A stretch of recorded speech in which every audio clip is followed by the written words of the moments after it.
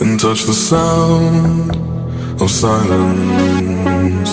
And in the naked light I saw 10,000 people, maybe.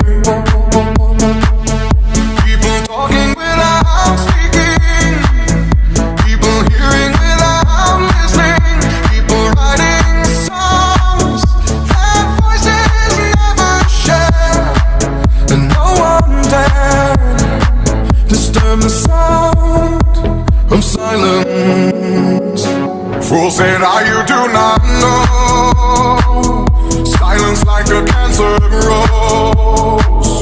Hear my words and I might teach you. Lay my arms and I might reach you.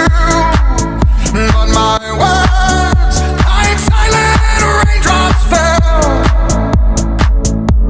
and echoed in the wells of silence.